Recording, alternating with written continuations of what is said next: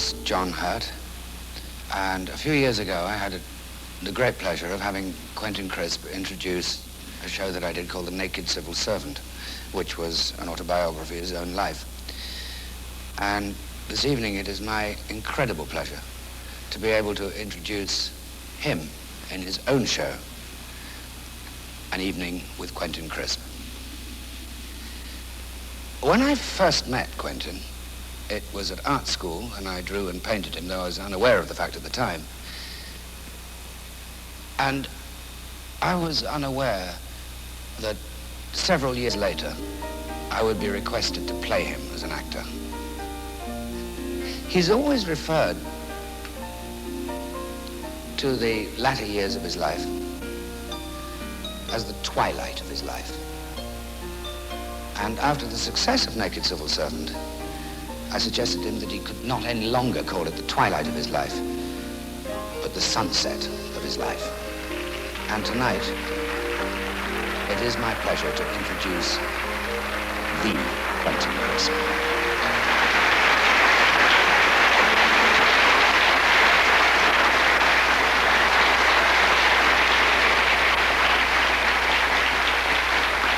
Thank you, and good evening. I've been forbidden to describe this occasion as a straight talk from a bent speaker. So instead, we'll say it's like a consultation with a psychiatrist who is madder than you are. Because what I want to do is to cure you of your freedom. I'm convinced that it's an excess of freedom which has made everybody in the world so miserable. In England, I never have any difficulty persuading people that they're unhappy. The trouble comes when I tell them that they're free.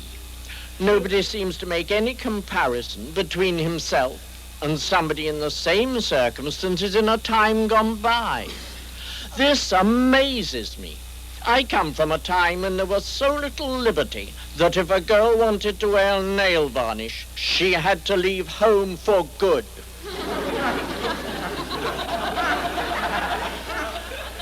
And if a man wore suede shoes, moral obliquity written on every toe. 40 years ago, there would have been nothing for you to do but join the Foreign Legion. Now you all wear, do, say whatever you like. And in England, we enjoy the greatest freedom of all. We need never, never work. It's true, when we've used up the last possible grant for the last possible subject, we can go on to a thing called national assistance.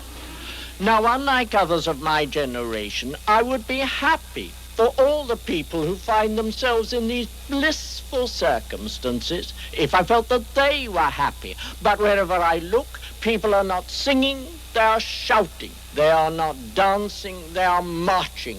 They are not rejoicing, they are complaining. In fact, we can safely say that throughout the world, protest has become a game any number can play. One weekend in London, my landlady got into the wrong march. That'll show you what's going on there. So I must assume that what has made everybody in the world suddenly so angry is the element which has been added to their lives in recent times, their freedom. I know it's no good asking you to abide by laws handed down to you by your pastors and your masters and your elders and your betters. It's too late for that. So what I think we need is chains of our own making. Now, however heavy these may be, they will never feel as irksome as limitations placed on us by others. Not any old chains. What we need is a system. And the system begins with each of us trying to decide what it is that makes him the way he is. It involves a journey to the interior, not altogether a pleasant excursion, because as well as totting up what you consider to be your assets, you also have to take a long look at what your friends call the trouble with you.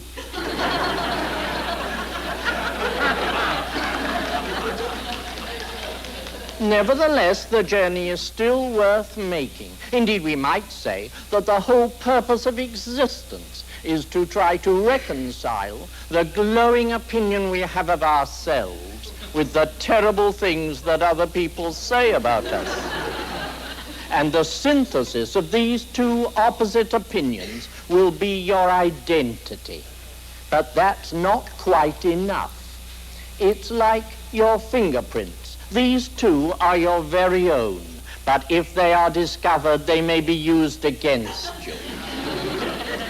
Therefore, you have to polish up your raw identity until it becomes something glittering by which you are prepared, by which you are proud to be identified, and with which you can do barter with the outer world to get from it what you want. I won't say what you deserve, because if we all got what we deserved, we would starve. And this polishing up process will give you a set of rules of your own choosing, which will make your days so formal that compared with them, the life of a Trappist monk would seem like an orgy. Indeed, your style will become like a religion. You will be able to consult it in all moments of doubt. You will always be able to say in any situation, is what I am doing or saying or even wearing compatible with my chosen image of myself? I know I'm rattling on about problems which by world standards would be considered trivial. This I understand, but I do so because never a day goes by, well, never a month goes by without someone coming to me and saying, oh, you do have a nice life. Me? This would be a reasonable remark to make if I lived as all of you do, in mansions riddled with standard of living. But I don't. I live in one room which has never been cleaned in 35 years. And that brings me to my first message of hope. Never sweep the place where you live, because after the first 4 years, the dirt doesn't get any worse. It's just a question of not losing your nerve. I'm sure I'm right about this. The other day, a woman said to me, no wonder you're nice to everybody. You never do any housework. So now it would seem that all the women in the world are in a blind rage by 10:30 in the morning. Worn out, I shouldn't wonder, with all that sweeping, dusting, washing the dishes. Now, there's no need to do the dishes unless you find that you've passed the fish barrier. It works like this. When you're hungry and you look at your plate and it says bacon, you think, I could eat an egg. And the next day, when your plate says egg, you think, I could eat a fish. But when you've eaten the fish, you have to do the dishes. I'm only telling you these things so as to set you free from these boring domestic rituals. I want to give you a little time during each day when you stop thinking about other people and start thinking about yourself. When you give up looking outward and begin to look inward, so as to decide who you truly are and where you're really going.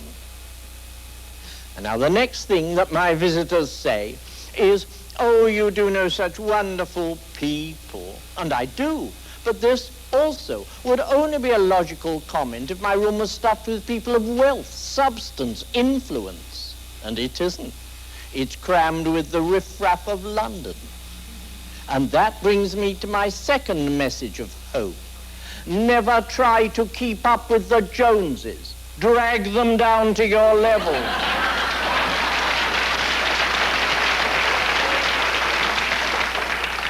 It's cheaper. And then I'm asked, where do I meet these wonderful people? And I say, as a rule, in cafes. And in the days when layabout cafes were still open, those marvelous places where you could sit through lunch and tea and supper with 1 cup of coffee. I used to offer to take my friends to one, But they always uttered the words, "Of course, when we get there, you'll have to tell me what to say." I hope I'm painting for you a thoroughly depressing picture of someone who seems to be living like a kidnapped victim, in unwanted and unnecessary isolation, only a few yards from where the traffic of the world is going by, with nothing more substantial boarding up the windows than self-doubt. The words, "You'd have to tell me what to say," are a key. They show us that we are not dealing with a dreary old search for true love. The person who goes to cafes in the hope of making friends doesn't have to think what to say. He has to learn how to listen. We'd all like to have friends, but if it means you've got to listen, the price is ridiculous. So what does he want? As I see it, he longs for somewhere to go. And when he gets there, for somebody to be. But who?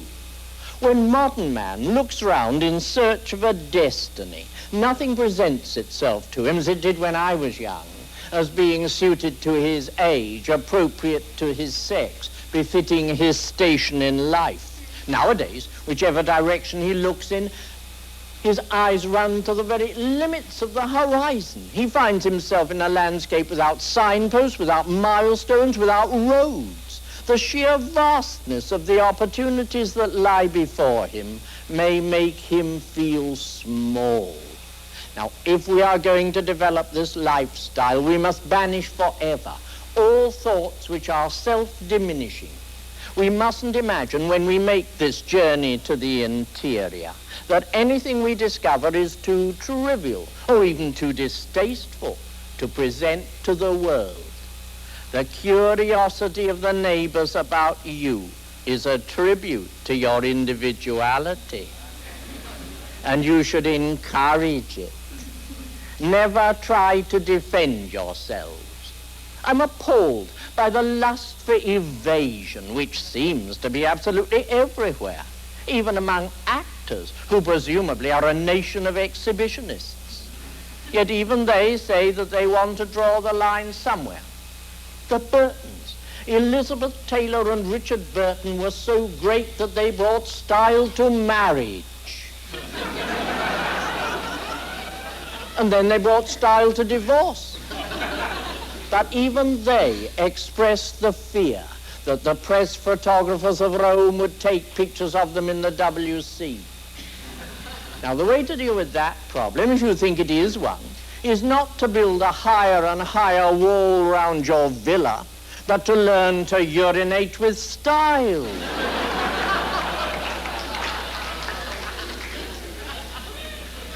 All concealment is wrong. If there were none, half the problems of the world would disappear overnight. There would be no snooping, and therefore no fixing. There would be no blackmail, and therefore no fear in the world other than physical fear. That wouldn't be a bad start. And not only is all secrecy a sin, but it also isn't going to work. My spies tell me that there are already in existence machines which can collect and tabulate all the relevant detail about the private life of everybody in this theater, and can then condense it and store it forever in a space that big. Now, if this can be done, it will be done, because machines are greater than men. If you doubt this proposition for a moment, let me tell you about the atom bomb. It wasn't built by a wild fanatic trying to bring the vengeance of an angry God onto a wicked and adulterous generation. That means you. No, the bomb was made by a man with a noble forehead and silver hair, sitting in the middle of an American desert and cutting up the atom while saying, "Pity." Bang! So now we know, whatever you hoped, whatever you dreamed, the machines will triumph in the end. And if this is so, our attitude toward them should be existential. Do you understand that word? An existentialist is simply somebody who realizes that he can only exercise his free will by swimming with the tide, but faster. So if the machines will triumph in the end, why don't we make ourselves over to them from the very beginning? And the bomb is not all. By 1984, riveted into the wall of every home in America will be a one-way television screen through which you will see nothing, which might be a relief. But through it you will be watched by Big Brother. Now, George Orwell, who foresaw this situation and who wrote 1984, he became completely neurotic about it. But why?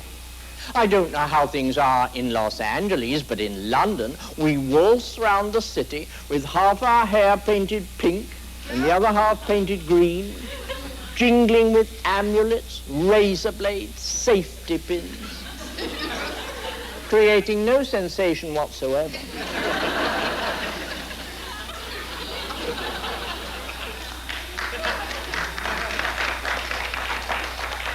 And when we get home, we feel thoroughly defeated. But now we know that in less than 4 years' time, when you get back to your room, you will still be of abiding interest to somebody. The president will care. Now, all you have to do to get this situation onto your own terms is to decide what image of yourself you are going to present to his eternal scrutiny. It isn't difficult. No alibis are acceptable.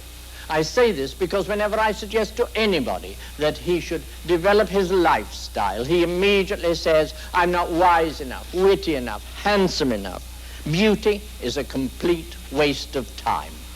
Because even now, and even here, miles from the Mediterranean, without even knowing it, we still cringe in the dreary shadow of classical ideals of beauty.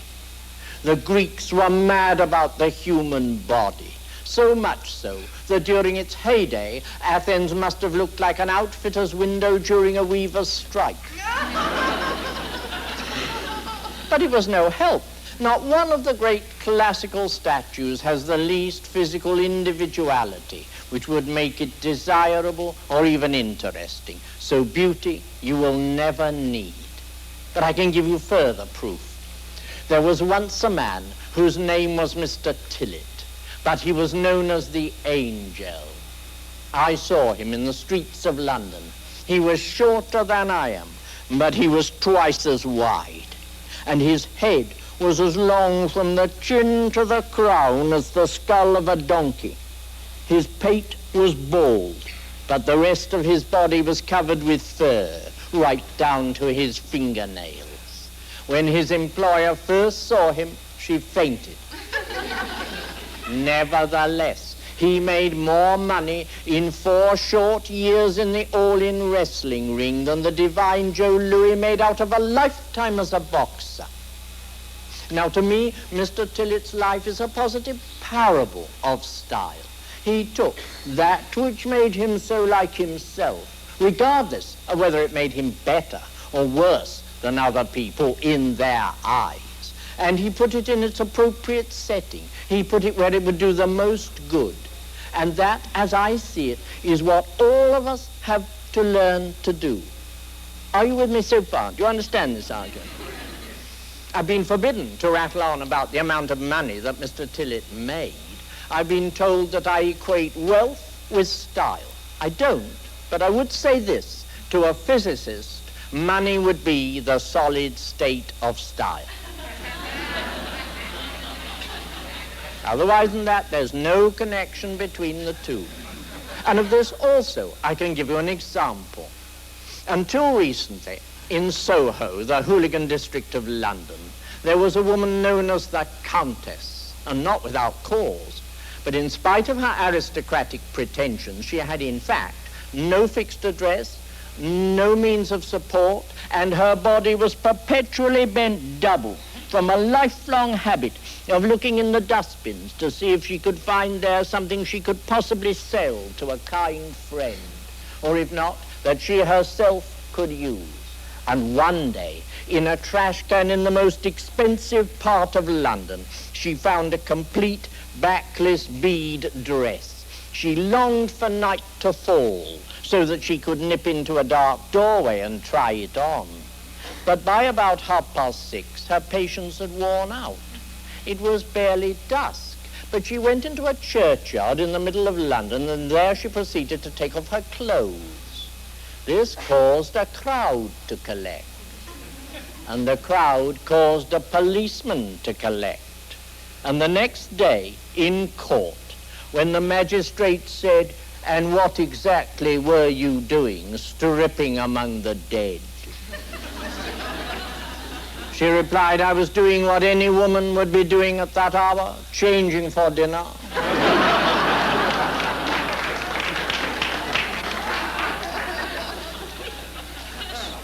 So you see, however grandiose the style you may be about to choose for yourself, you won't need any actual money to support it. And furthermore, you won't need talent.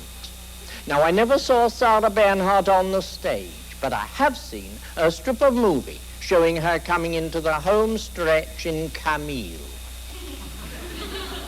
The death scene.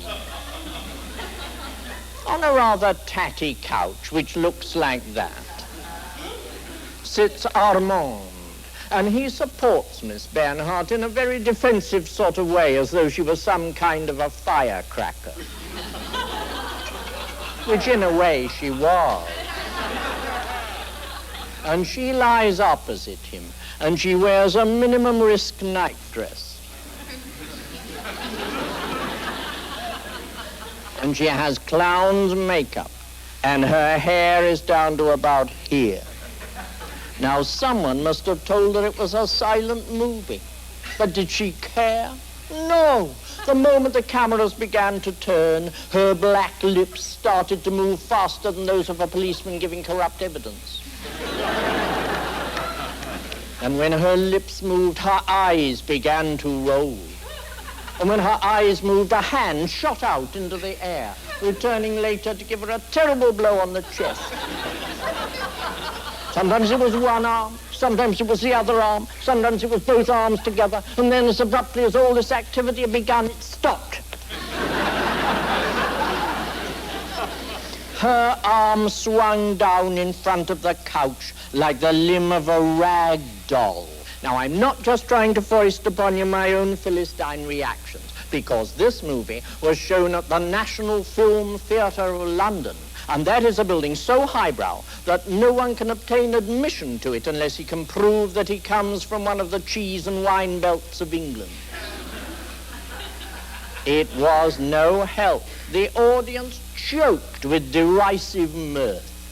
A man near me fell out into the gangway, his feet riddled in the air. La divine, indeed. It wasn't her acting that made Miss Bernhardt divine, it was her nerve.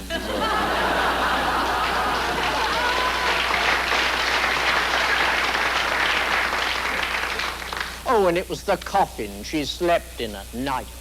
And it was the cheater that dragged her on a gold chain through the rooms of her house.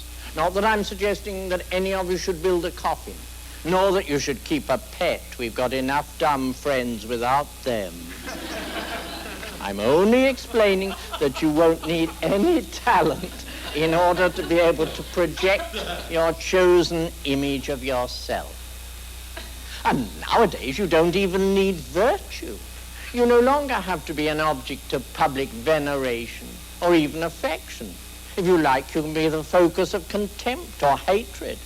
After all, as a test of whether you're still in touch with somebody else, being loved can never be a patch on being murdered. That's when someone really has risked his life for you. And if you've decided on depravity as the fluid in which you will suspend your monstrous ego, then you have the most wonderful examples before you, or rather behind you, because nearly all of them are in history.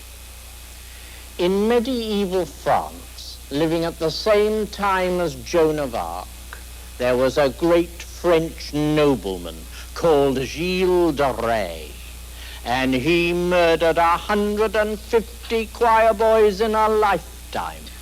Now, quantity is not style. All the same, it's difficult not to be impressed, isn't it? When he was caught, de Rais brought off an effect which I wouldn't advise any of you to attempt if you're just beginners. He reversed his style. Now, before you can do that, you must be absolutely certain that the image that you're taking up is more blinding than the one that you've abandoned. On the first day of his trial, de Rais was his usual imperious self, refusing to take any notice of what his accusers told him on the grounds that they were not his equals. On the second day, he repented. He confessed so long, so loud, so much, that the bishop who was trying his case rose and covered with a cloth the face of the crucifix hanging on the courtroom wall. Now, I tell you this only to show you that style begets style. It's important because it means that when you've completed your image of yourself, you won't be surrounded by born receivers of the news. Your style will magnetize toward you other stylists, and you will be able to enjoy them and yourself. Finally, when he was condemned to death, de Rais cried out, "I am redeemable." And this brought people from far and wide throughout France to pray for his soul. Now, if that is not style, it is at least gesture on a national scale. All brought about by one man. But of course, before you can build some such dizzy, dazzling structure as a monument to yourself, you must first get the foundations of your private life absolutely solid. From now onward, I think you should try to regard your home as your dressing room, and possibly your rehearsal room, and the world will become your stage. And at home, there must be nothing which doesn't represent the kind of person you have decided to become. It doesn't matter if your house is full of gadgets which are advertised on television every 20 minutes. They've got to go. And when you've got rid of the superfluous things, you start on the unnecessary actions. You should try to avoid all drifting and doodling and dawdling. And I used to say there must be no daydreaming. But when I was in St. Andrews University, a student said, "But our style is built out of our daydreams." And this seemed to me a wonderful thing to have said. So now I've altered my opinion, and I think you're allowed your dreams up to the age of 25. Well, after that, they may become an alibi. You understand me? It's no good running a pig farm badly for 30 years while saying, really, I was meant to be a ballet dancer.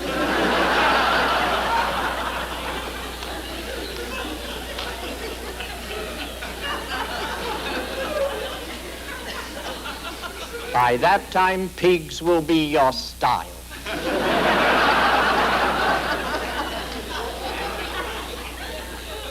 And of course it follows logically that if there's to be no doodling and no dawdling, there are to be no evening classes. Do you have evening classes in Los Angeles? Well, it's all right if we're going to learn to sing and dance, because these are activities, the results of which you take out into the world with you and wear like a crown. People who've learned to sing will always have richer, rounder voices.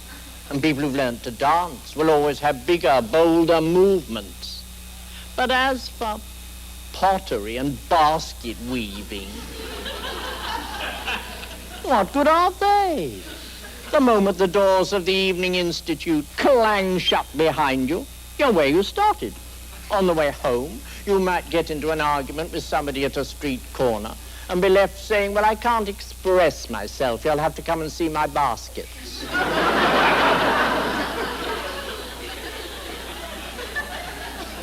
Good, we're agreed. They are not an adequate, they are not a communicable form of self-expression. And when you've got rid of the unnecessary actions, you start on the superfluous people. Now, I've been forbidden to say that each of you must live alone. I'm told that my attitude toward cohabitation is glib. So I will lean toward true love, sufficiently to say that if you're actually stuck with somebody, you better stagger on with them. It's the very best I can do. Until recently, I had no opinions whatsoever about cohabitation. But in the last 2 or 3 years, I've become a kind of mail-order guru. People write to me, or they telephone me, and then they come and see me. Now, most of the people who do this are very young indeed, and I know why they visit me. It's in order to get the edge on their parents. Recently, a girl of 15 turned up. She got me to write my name on a piece of paper, and the very moment that I stopped, she said, I can't make up my mind whether to show this to my mother or not. She was going to save it for her darkest hour. When her mother says, you dress yourself like a harlot, you do nothing that your father wishes, you use this house as a hotel. The girl is going to say, you don't know the half of it, Mother, I've met Quentin Crisp.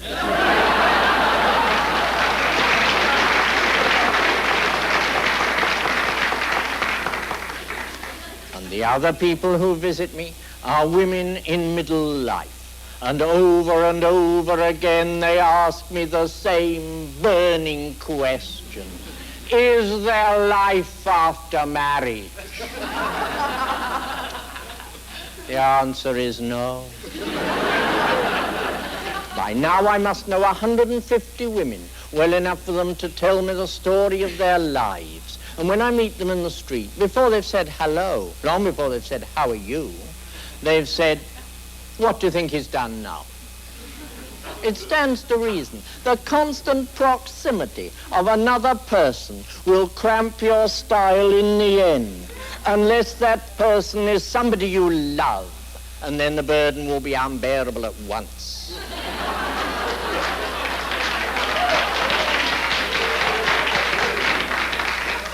How can anybody begin each dawn with a fresh assault upon his lifestyle if the moment he opens his eyes, he hears a voice beside him say, and another thing?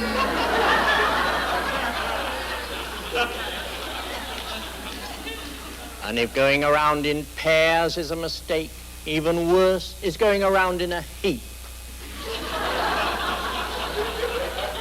Unless it's a heap you can rule, but never be seen tagging along at the tail end of a demonstration. Never be found hopping up and down on the fringe of a pop group. And above all, never, never strike. Do you have strikes in Los Angeles? Whenever I talk to men about strike action, they always say the same thing. It's all right for you. You don't have a wife and kids. I can tell from the sound of their voices that men regard a family as suffering incurred by accident and bravely borne. Even so, you must never strike. There is danger in numbers. They may nudge you into performing an action which is beyond the limits of your chosen style. And in public, the striker makes demands on the dreary grounds that he is one of many, all of whom are alike. But the stylist asks for what he wants in the name of the fact that he is unique, and everything in the world except diamonds, everything, even people, is subject to the law of scarcity value. As it becomes known through your style that deep down there is only one of each of you, then when the time for serious bargaining comes, you will win. But of course, it's not enough merely to get the foundations of your home life squared up. You also have to decide what you're going to do in the outer world. Now, some of you may be so old-fashioned that you still have jobs. If this is so, try not to get stuck in work where you deal with things. And I include the highest possible level of things. Books, paintings, sculpture, they are only objects, just like washing machines, but not so useful. Contrary to what romantic fiction may have told you, the life of a visual artist is a terrible thing. He stands alone all day in his studio, with his feet in a pool of turpentine, and his clothes encrusted with plaster. And that which he has created is taken from this place to a place of execution where it is hanged until it is dead. And all he can do is sit at home and read what it says in the art magazine. You must transcend your medium. By that I mean you must become more wonderful than whatever it is you make. You must be more significantly than you do. And if you possibly can, you must find a way of going to where the cheering and the acclamation are. I'll give you another example. Supposing I could drag onto this stage a huge, great piece of concrete with a hole in it. Everybody would say, it's a Henry Moore. But if I could drag on Henry Moore, none of you would know who he was.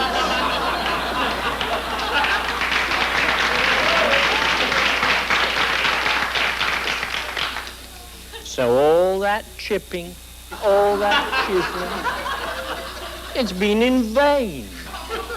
You must have a job where you deal with people, because then every working, waking hour you will be secretly polishing up your techniques of self-presentation. There are plenty of such jobs available. There's preaching. Well, we don't have any stylish preachers around now, but there have been miracle workers. Before any of you were born, I saw Amy Semple McPherson. Magnificent, dressed in white from head to foot, and with red, nay, scarlet hair up to here.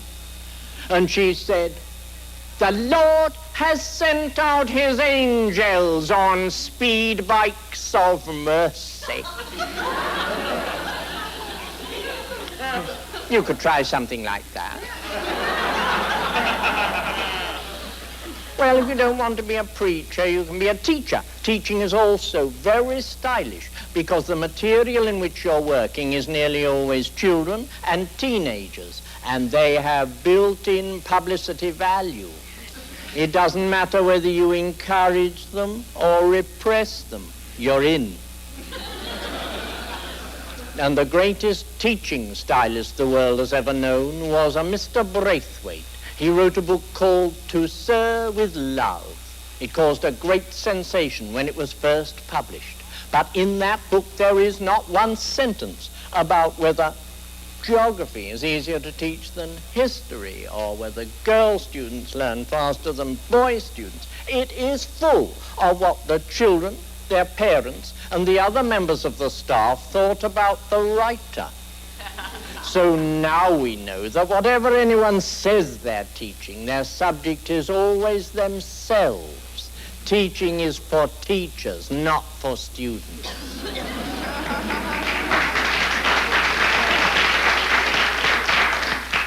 But if you can't be a teacher, if there's nothing that you know and they don't, then you can try politics. Now, the world's greatest political stylist was Mrs. Peril. Not the one you got now, the one before that, the one in the musical. I don't know if any of you realize in what a personal and at the same time pervasive way she ruled her kingdom. In England, spelling primers begin with the words, "The cat sat on the mat." No wonder literacy is at a low ebb, when the first glimpse of it is this banal and even distasteful piece of information. But in Argentina, spelling books began, I love Evita. These were the first words that any of her subjects ever learned. But the crowning moment of her entire career as a political stylist came when she rose in her box in the Opera House in Buenos Aires to make a speech. She lifted her hands to the crowd, and as she did so, with a sound like trucks in a railway siding, the diamond bracelet slid from her wrist. When the expensive clatter had died away, her speech began, "We the shirtless."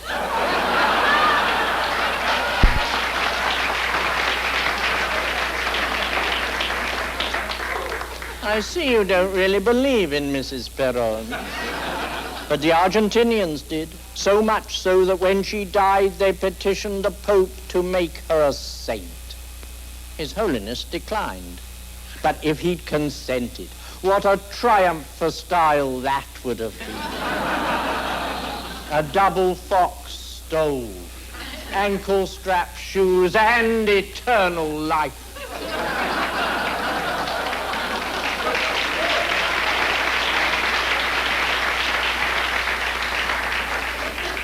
Nobody's ever had that. But you could be the first.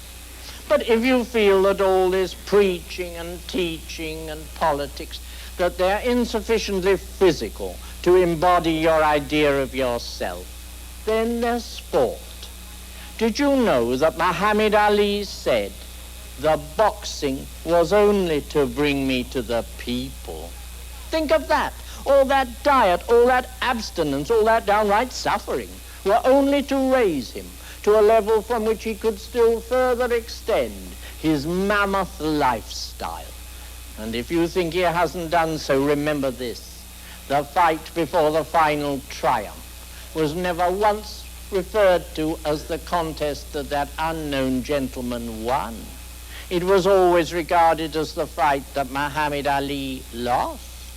So now we see that having a lifestyle doesn't even depend on doing things right. And even if you feel that you'll never get up early enough in the morning to be any kind of sportsman, all is still not lost, because the career which will give you the most direct route to self-fulfillment is the stage. And you must also remember, when you think about the stage, that the journey made by an actress from anonymity to stardom is the path that all of us must tread in one context or another. In the beginning of her career, an actress plays any number of very different parts, anything she can get, actually. And at that stage, she says that what she enjoys is the variety. Later on, it's noticeable that she plays fewer, larger, more closely related parts. Now, this is like attacking your identity Red Indian fashion. The circles of experimentation get smaller and smaller until you arrive at the center. In the second half of her career, an actress says that what she likes is the opportunity to study character in depth. She means her own. Because finally, with luck, she finds the one role which fits in every detail her dream of herself. Betty Davis, after many long, dark years, was given the part of Regina in The Little Foxes. And this gave her the chance to say, "Very well then, die." And what do we learn from the glaring eyes and the mouth worn upside down? These features tell us that that's what she'd been waiting to say since 1936. Now, once an actress has discovered this ideal part, from that moment onward, she never looks forward. She's given up the mere profession of acting, and she has entered the profession of being. And this, as I see it, is where all of us in the end belong. Are you still with me? Do you understand this argument?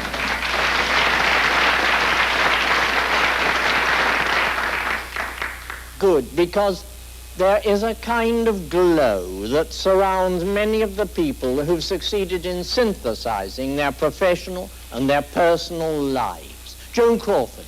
Now, she appeared in any number of movies in which she rose from rags to riches.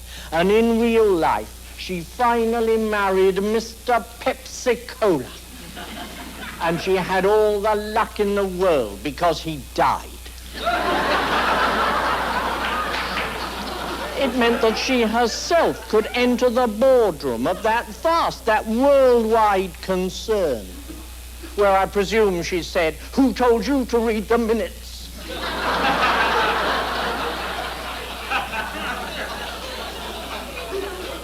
I saw Miss Crawford in real life, again at the National Film Theatre. A car as long as the Thames drew up.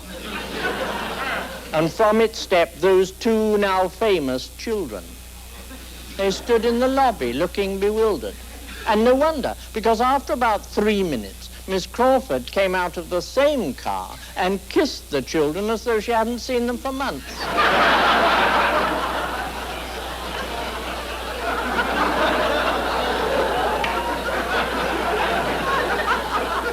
And I'd gone up a few steps in order to have a really good view. And for a second she saw me from those great alligator's eyes. It felt as though my image were being burned on the wall behind me. She was incandescent with belief in herself. And not only will having a lifestyle bestow upon you that massive self-confidence, but it will improve the texture of the entire world through which you move. People are always telling me we live in a sex-ridden society. I would have said that we lived in a world corroded with envy. And this notion I have no difficulty in substantiating. When I turn on my television set, what does it show me? Someone stomping through the streets, screeching for equal pay, equal opportunity. Equal is a dead word. Never take as your object in life the desire to be anybody's equal. Once you've entered this profession of being, you have become a professor of a subject on which you are the only living authority. What other people do with their style, with their life, will be a matter of great interest, but it won't be a cause for anxiety. In the last resort, it will not matter. In fact, every morning, you should say to yourselves, preferably aloud, other people are a mistake.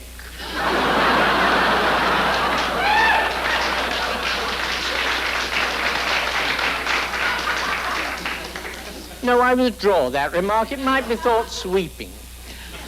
Say to yourself, concern with other people is a mistake. I know this is not what most people try to teach you, but I want to spare you that heavily advertised scramble for mutual self-sacrifice, in which in the end you've never done enough. Altruism is a debilitating, fragmenting process, but the constant watchover, the constant improvement of, and the presentation of your idea of yourself to others, gift-wrapped.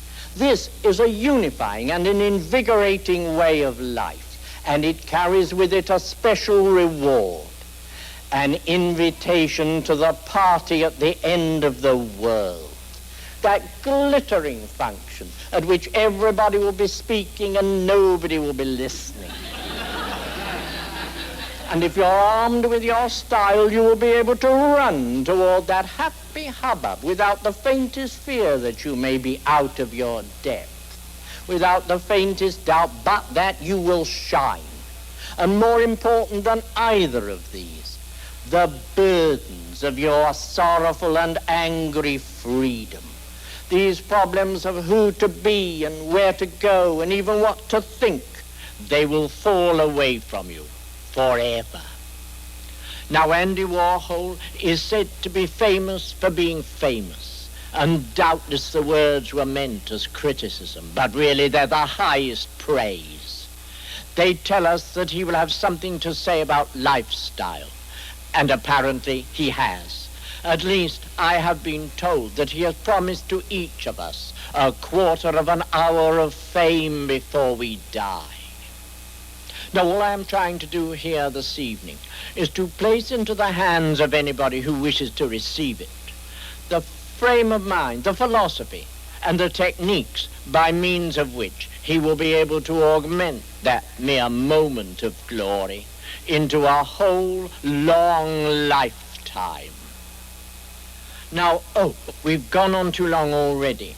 What I think we should do now is to have a pause and a good cry. And out there you will find bits of paper on which you can write questions. These will be handed to me when we come back. That is, if you don't want to be identified with your questions. If you don't fear identification, you talk to me from where you sit. I only want to say the words you wish to hear. And also out there, you may find books for sale, which, if anybody would like, I will be pleased to sign. Thank you.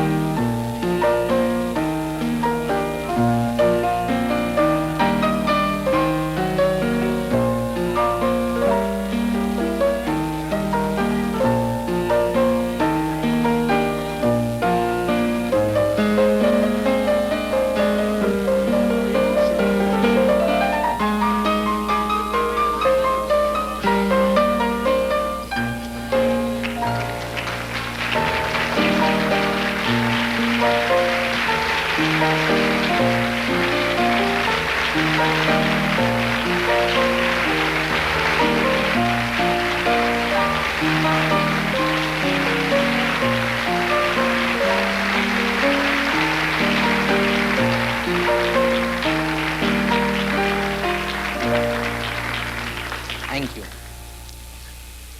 This is the frightening half of the program.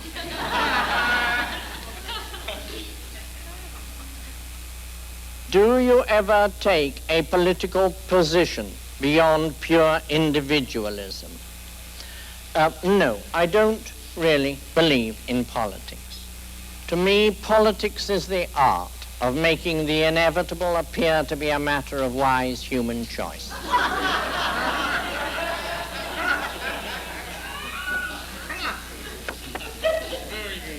And I know a lot of people who say that their object is to take their place in society. Don't ever do that. Stay right where you are and wait for society to form itself round you.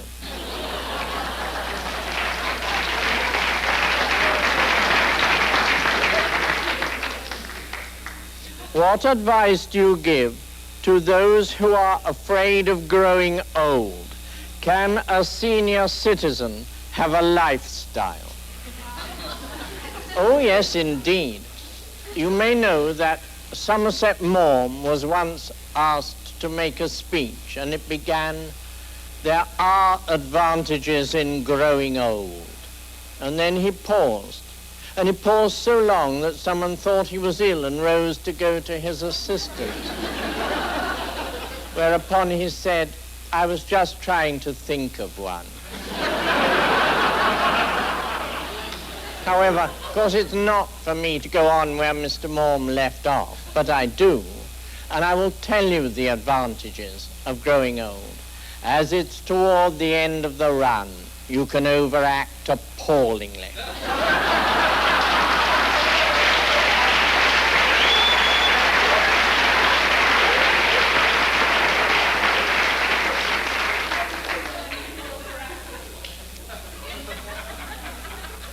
Nearly all of my patients come to therapy with the same complaint. I feel worthless and unlovable. I don't like myself, and I don't see how anyone else can. What would your suggestions be to these patients were you a therapist?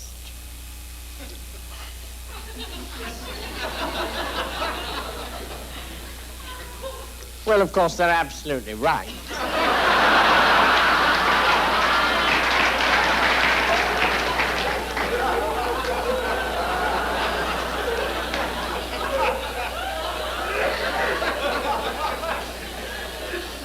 But they confuse the two things. You don't have to be lovable to other people. You only have to learn to accept. Your very own Danny Kaye said, "You cannot love the world until you've at least settled for yourself."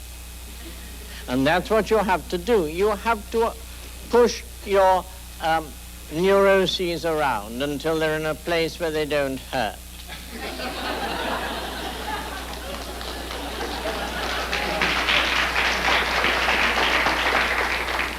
You don't need the love of others. You only need to feel that you have made the most of yourself, that what little you can do and say and be, you have done and said and been.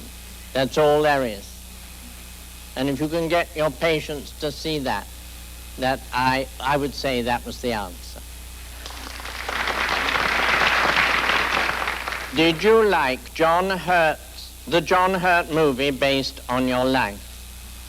I was amazed at it, absolutely stunned by it. But of course, first of all, I must say that no credit is due to me for the excellence of that program. The praise belongs to Mr. Mackey, who wrote it, to Mr. Gold, who directed it, and to Mr. Hurt, who has become my representative on earth.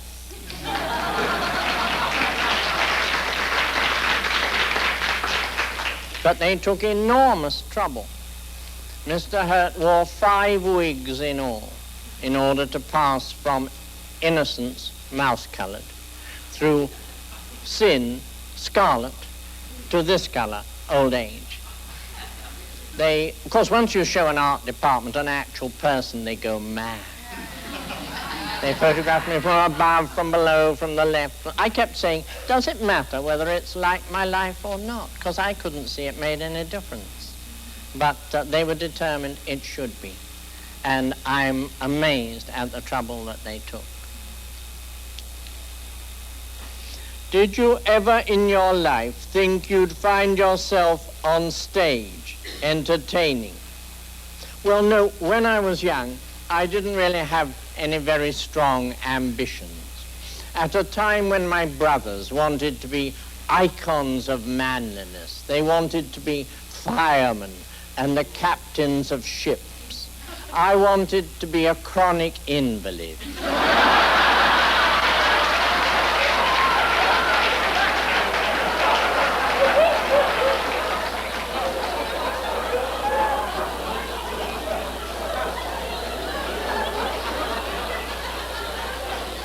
I had a certain flair.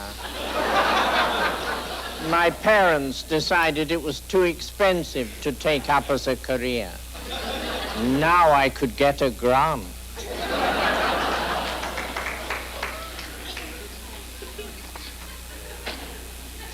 do you think that Hitler had style?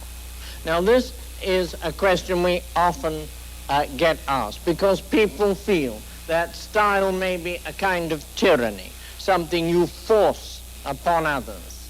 And it isn't. It's simply something you offer to others for their entertainment. But nevertheless, of course, Hitler did have style. If he did not, how would we now have a Germany full of elderly people saying, "I can't think what came over me"?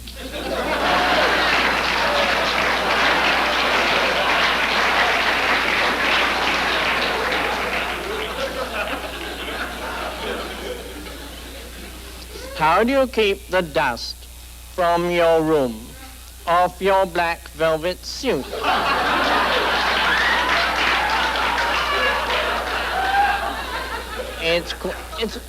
Everything is ordinary except that you'll have to jump in the air to put your trousers on.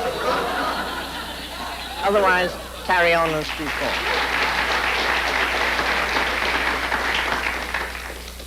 The naked civil servant ends on a depressing note. Are you going to continue your biography in book form? Yes, indeed. I am already now writing a book which will describe everything that happened from the moment I stopped writing The Naked Civil Servant up till now. And it will be called How to Become a Virgin.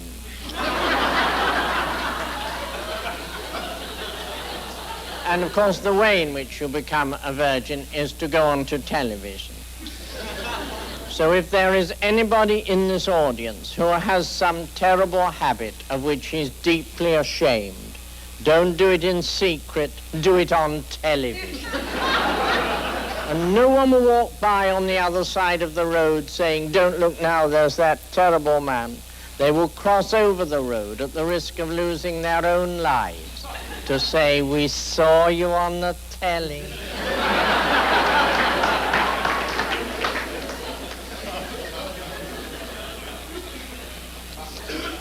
Wit seems such a part of your style. What is wit, and can I become a wit?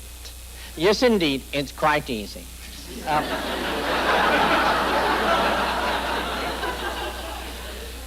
Wit depends entirely on the order of the words. By nature, we say the most important, the most urgent thing first, and then we say all the qualifying phrases. And this never works. It never becomes a memorable phrase. First of all, I hope we're agreed that wit is not a way of getting your own back on people with minds less nimble than your own. It is any comment on the human condition made in a way that is memorable. And if you can refrain from saying the most important thing first, then you will find that you are able to give what you say this particular pattern, which I take to be wit. One of the Gaiety girls, one of the chorus girls of the beginning of this century, was asked by a televisionary whether she thought that the beginning of the century was really as naughty as we imagine now. And she said, a peculiar morality prevailed at the time. We were allowed to accept gifts of flowers and candies and gloves and furs and jewels and houses and yachts and islands, but never money. And this is the joke. It's only the form that is the joke, as I see it.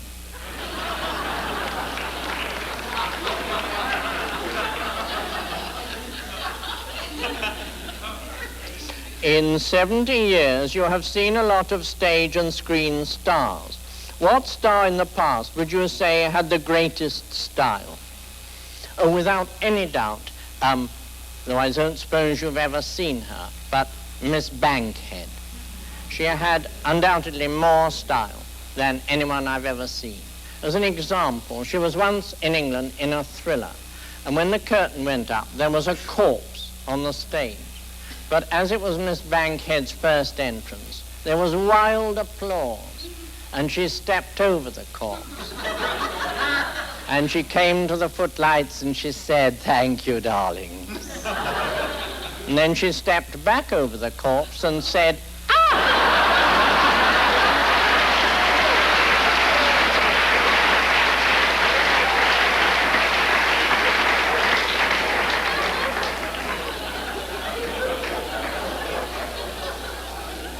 "What are your feelings on psychic phenomena?"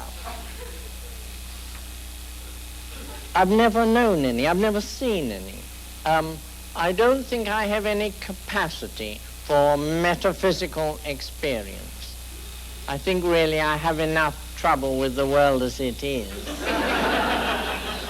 I'm interested. I like movies or plays about ghost stories and supernatural experience, but I've never had any such thing. I don't think I'm tuned in to a point where I could receive it. I'm very materialistic.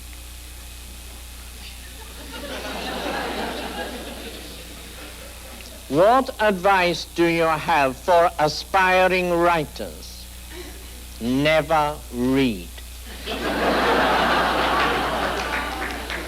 This is very important. If you read books, in order to improve your writing style, you will find yourself trying to write literature instead of saying what you really mean.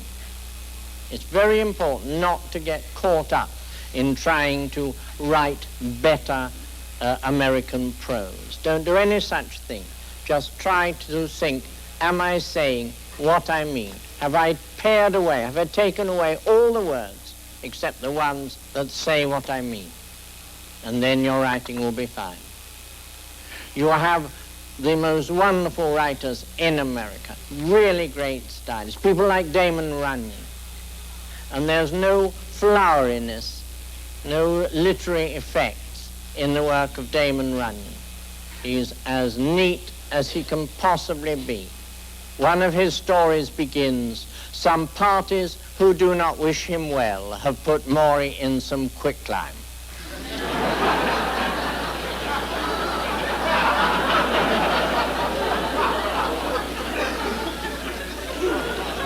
Have you met the Queen of England? What about her style? Well, I worry about the Queen of England.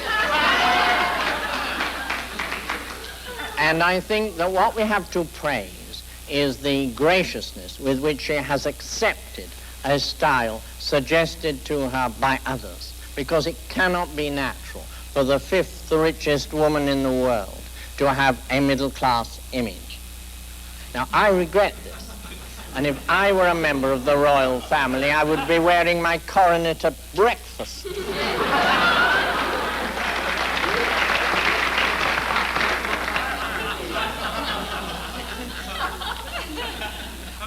Do you think you have lived another life? If so, who were you?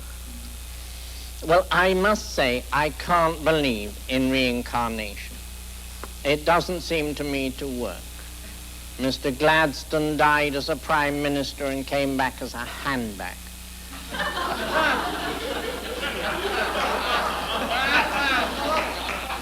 Lord Cardigan died a born leader of men and came back as a woolly.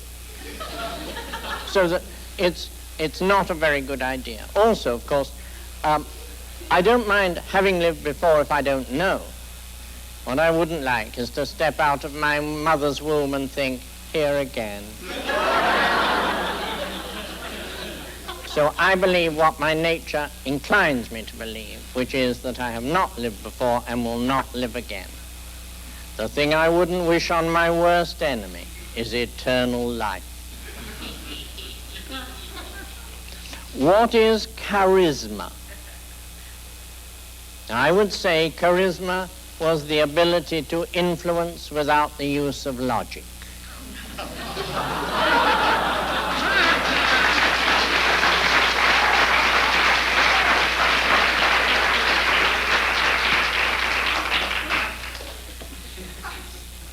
How do you feel about suicide? Yes, suicide is the style in death. There is no doubt about this. And you have to think about it. You have to have it up your sleeve. because you may be able to die in circumstances which are significant. But if you don't, then you will have to be ready to commit suicide.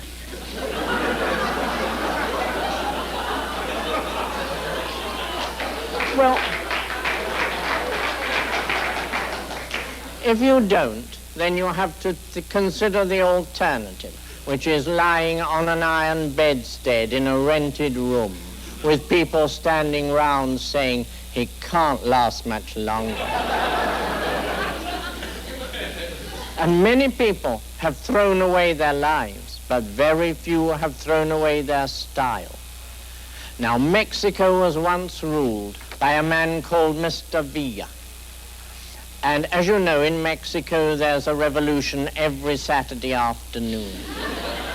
And on one of these occasions, he was riding through a Mexican village, and he was shot, and he fell into a greengrocer's shop and lay among the artichokes. And when one of his henchmen rushed up to see if he could be of any assistance, Mr. Villa said, "Don't let it end like this. Say I said something."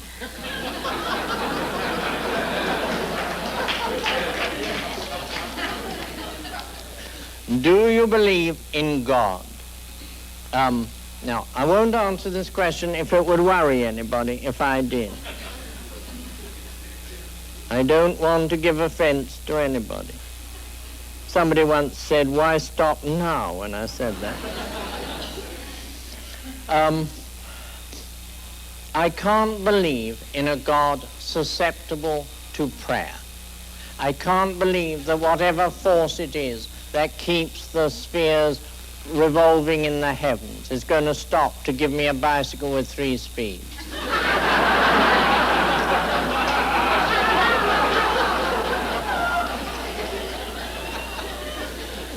But if God is the unifying factor, if God is the cell within the cell, the universe that encompasses the universe, the cause behind the cause, and if prayer were a way in which you aligned your body with the forces that flow through the universe, then I would accept prayer.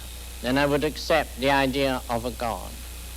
And don't forget, almost all religions move toward the unifying factor, the God behind the gods, the God of gods. Even the Greeks, they believed in Jupiter. Mind you, he was the only person ever to remain in office after it was discovered he was a sex maniac.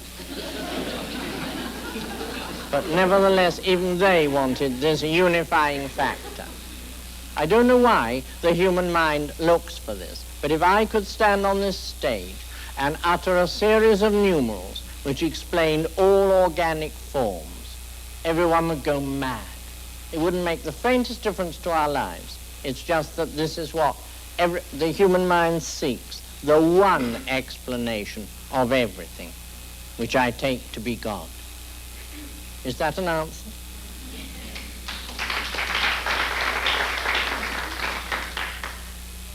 To what do you attribute the human race's revised opinion of yourself? Well, chiefly, of course, to my having been on television.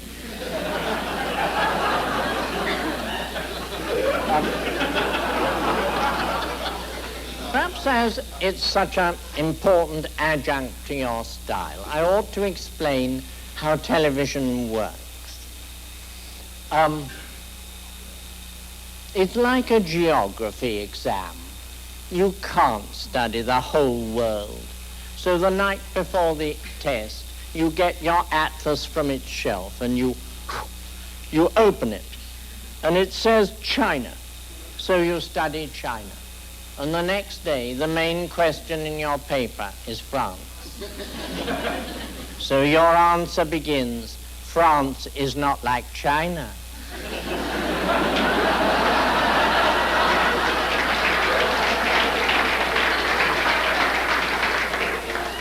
If you translate that into television terms, it means that you arrive at the studios with a wonderful anecdote about your mother, and some clock says, "How's your father?"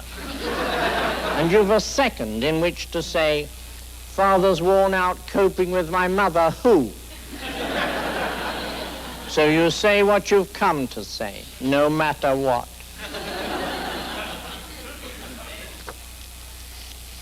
What your advice be to young gays? Neither confirm nor deny. And by that I mean don't, of course, get involved with your parents or anybody else in a conversation which leads to them to believe that you are going to marry some person of the opposite sex with whom you've been to the movies twice. On the other hand, don't waltz down to breakfast with the words, "Guess what?"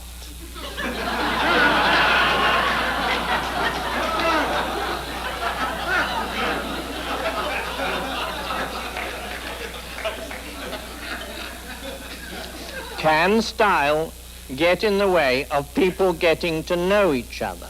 Oh no, it is the means by which people get to know one another.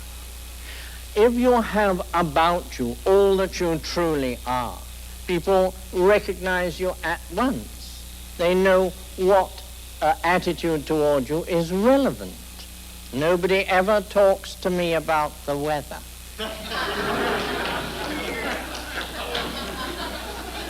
Your style is a form of communication. I can't think of a question. Go on to the next card.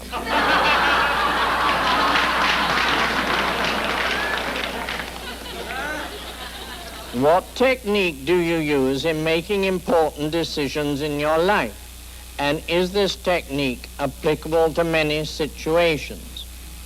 Well, I actually never make decisions. I started off in life with a weak character. And if you have a weak character and you acquire an agent, your character falls to pieces altogether. And now when people say to me in the street, "Hello, how are you?" I reply, "I have no idea. You'll have to ask my agent."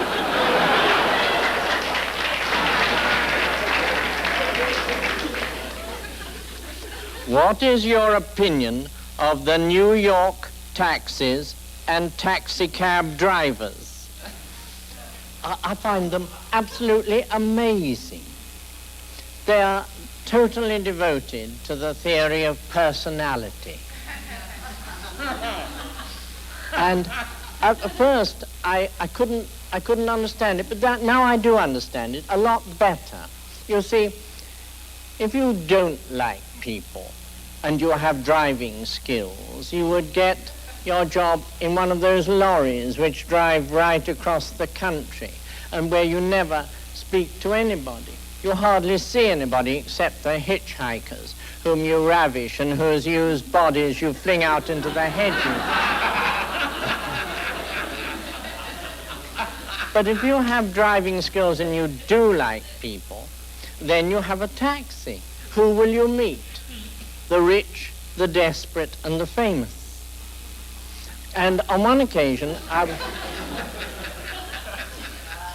was driving in a taxi along Sunset Boulevard, and the taxi driver stopped the taxi and he said, "I've got to ask you this. What do you do for a living?" And I said, "I'm in the profession of being." And he said, "I do a bit of that in my spare time."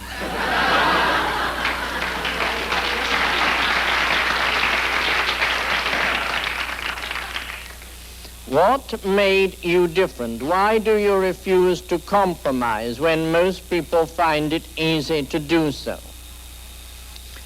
Well, I'm not a dropout. I was never in. There was never the faintest hope I would be able to disguise myself as a real person.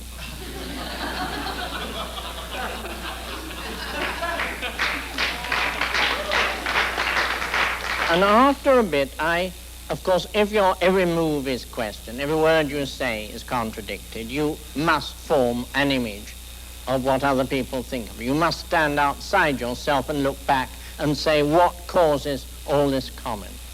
And finally, I understood what you can see in a second, that my sin was my inability to refrain from adding my entire being to whatever I was saying. Now, in England, this is more important than it is in America, because the higher up the social scale you go in England, the smaller the movements become.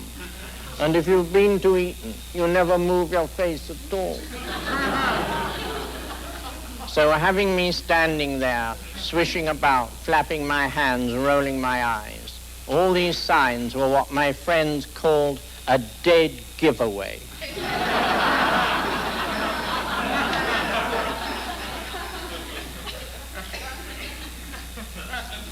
What do you do about your faults? You weave them into your style. You don't have to be perfect. You don't have to be anything. You just have to accept what you are.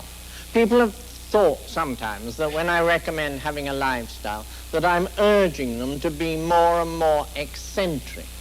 In fact, one evening, a man said, all you want us to do is to wear funny clothes. I want you to wear funny clothes if you're funny people. But if, when you look into your soul, you find you're ordinary, then ordinary you must be. But you must be so ordinary that you can imagine someone saying, come to my party and bring your humdrum friend, and that means you.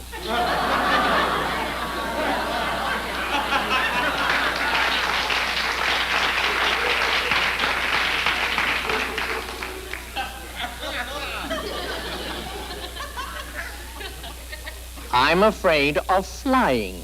Since you come from a time without airplanes, and now must do a great deal of flying, any advice? Go to sleep. It's what I do on airplanes. I don't believe in jet lag. There's no such thing, especially when you come from England to America, because all the plane has to do is go up in the air and pause there, and America comes by.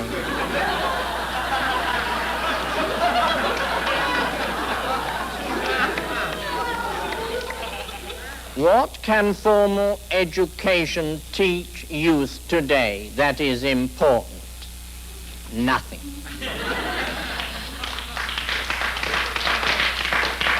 It's no good acquiring facts about anything except yourself. The rest you can find in the public library. Why do you want to leave England? I don't want to leave England. I want to come to America. In fact, I would like to do both, to live in both places. And in a way, I regard England as an island off the coast of America. But I haven't enough money to pay 2 rents. So I have to live one place or the other. And the moment I saw New York, I wanted it.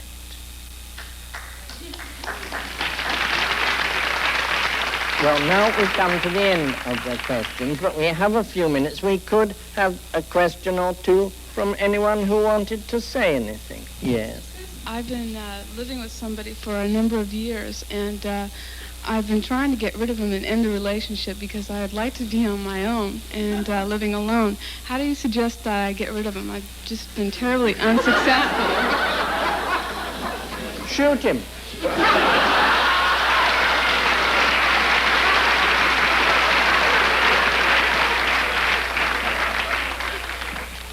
Mr. Crisp, you've been very candid with us this evening, and I'd like to ask this one question.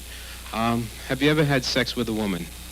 No, I haven't, but I do realize that the question is relevant. I now know a lot of homosexuals who've popped into bed with women in a spirit of hilarious research.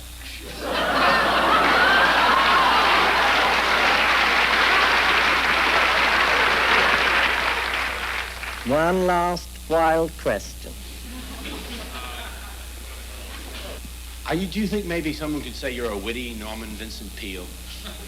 I don't know. People do make comparisons between me and other people, chiefly Mr. Wilde, of course, whose idea of style, I think, was mistaken, personally. He said, in matters of great importance, it is not sincerity that matters, but style. But to me, they're the same thing.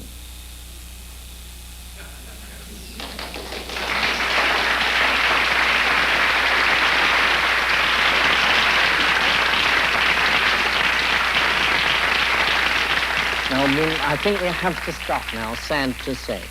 But before we do, I would like, first of all, to thank you all for staying so long. And then to say that, of course, I realize that in any group of people, there are those who do not want a style.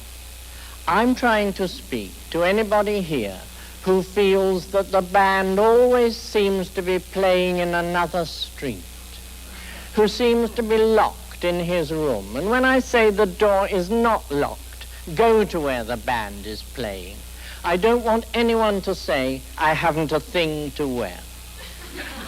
As I see it, all you have to wear is yourselves. And what I think gives me the right to say so is this. If I, who am nothing, who am nobody, have got to Los Angeles with my fare paid, anyone can do it.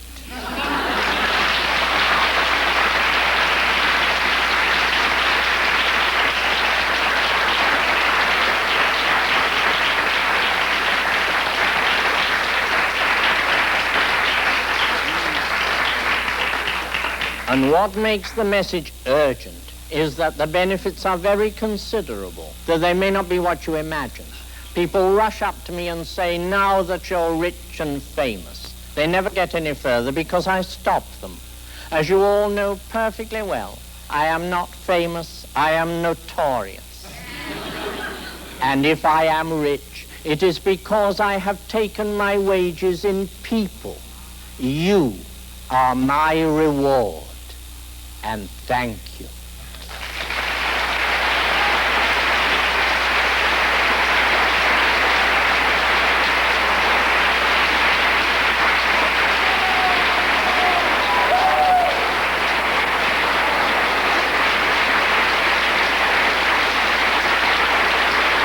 Thank you.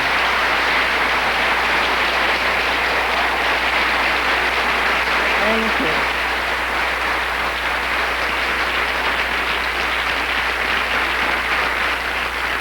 What will be your last words on earth? I haven't the faintest idea. I don't know. I've never thought about it. But you're quite right. I will have to think about it. We'll have to make sure that we say the right thing at the end.